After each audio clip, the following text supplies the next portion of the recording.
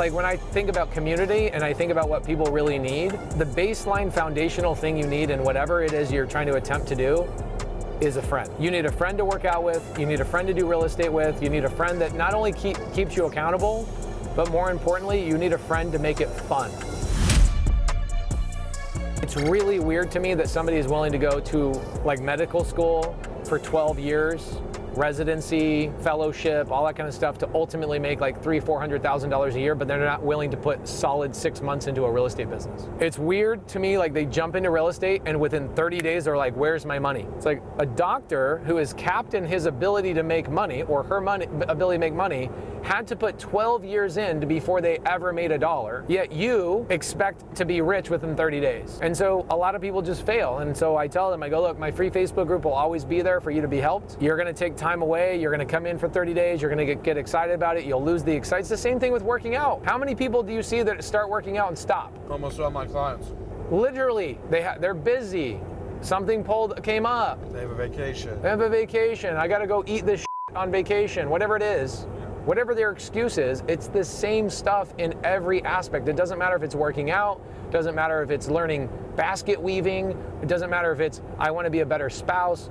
Human beings overall are pieces of shit. That's just it. And I'm not any different. And so what I've had to figure out with myself is I've had to figure out how to put my back up against the wall with certain things for me to perform. For example, one thing that I do as an individual thing is that I never have any money. So when money comes in for my stuff, I immediately deploy my money into buying a business or buying real estate, and I never have any actual money. Why? Because if my bank account's zero, I'm always working. But when I have $300,000 or $1 million or $2 million sitting in my bank account, guess what happens immediately? You get comfortable, it's like not even conscious, it's subconscious. You just, all of a sudden, you're just chilling. And so it's the same thing with everybody else. They're like, the people that really make a commitment to their routine of working out are the ones that like hit a rock bottom thing, or they have a really big reason to do it, like my wife has been cheating on me, or I'm getting a divorce and now I got to reinvent myself, or I've been so unhealthy, my doctor says I'm going to die.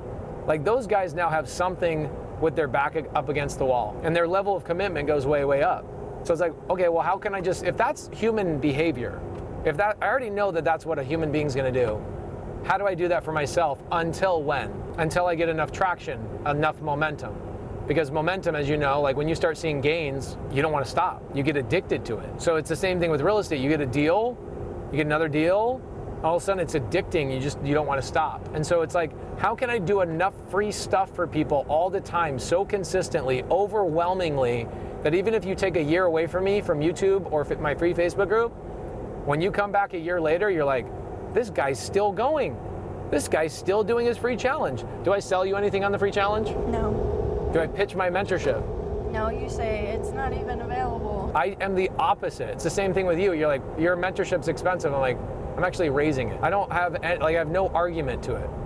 Because I understand everybody's going through a different phase at whatever moment, you know what I'm saying? Like when I think about community and I think about what people really need, the baseline foundational thing you need in whatever it is you're trying to attempt to do is a friend. You need a friend to work out with, you need a friend to do real estate with, you need a friend that not only keeps you accountable, but more importantly, you need a friend to make it fun. Like when I was going to church as a young boy, the number one thing that kept me going to church was the cute girls at church. What was my reason for going?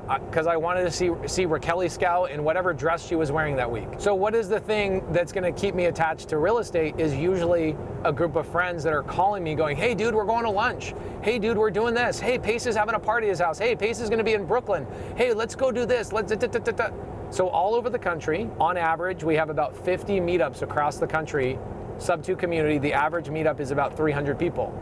50 of them a week, times 300. It is crazy to think that all over the country, you can just tap in anywhere. Every Saturday here in Phoenix, we do ours every Saturday in Tempe. Everywhere. Tucson, Flagstaff, Utah has 4.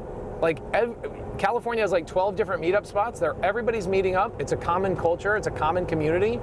They all are doing Power Hour. They're doing the business live. That happens every single week, even in North freaking Dakota. So anyway, I could yell and scream about this all day long.